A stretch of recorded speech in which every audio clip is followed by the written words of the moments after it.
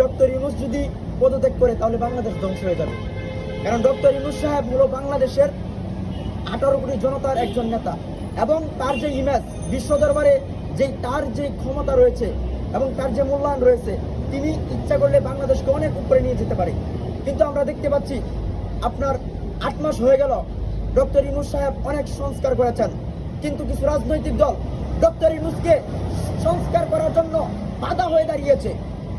Doctor Yunus সাহেব বাংলাদেশের প্রত্যেকটি বিষয়ে স্বৈরাচার শেখ হাসিনাকে ফাঁসি দেওয়া থেকে শুরু করে প্রত্যেকটি বিষয়ে সংস্কার করবে, কিন্তু বড় একটি রাজনৈতিক দল যারা বর্তমান সময়ে ভারতের দালালি করে, আওয়ামী লীগের দালালি করে ডক্টর ইউনূস সাহেবকে সংস্কার থেকে, বাংলাদেশ থেকে হটিয়ে দেওয়ার জন্য একটা বড় ধরনের চক্রান্ত করতেছে।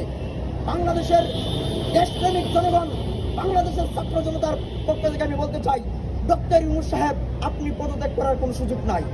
আপনাকে যেভাবে ইচ্ছা আমরা সেভাবে রাখবো। আপনাকে এই বাংলাদেশের জন্য রাখার জন্য, এই বাংলাদেশের সার্বভৌমত্বকে রক্ষা করার জন্য বাংলাদেশের মধ্যে সংস্কার করবেন আপনি, আপনাকে আমরা রাখবো। প্রয়োজনে আমরা শেখ হাসিনাকে যেভাবে উৎখাত করেছি আন্দোলন করে, আপনাকে রাখার জন্য সেভাবে আন্দোলন করব। এতদিন পর্যন্ত আমরা আন্দোলন করেছি সরকার পতনের, এখন আমরা আন্দোলন করব সরকার রক্ষা করার জন্য। তাই ডক্টর ইউনূস সাহেব চিন্তার কোনো প্রয়োজন নাই। ওই সমস্ত ভারতের দালালরা, ওই সমস্ত আওয়ামী প্রেমীরা যতই চক্রান্ত করুক, এদের চক্রান্ত ব্যর্থ হয়ে যাবে।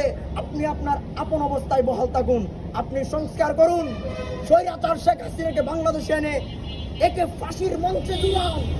বাংলাদেশের জনগণের ইচ্ছা হলো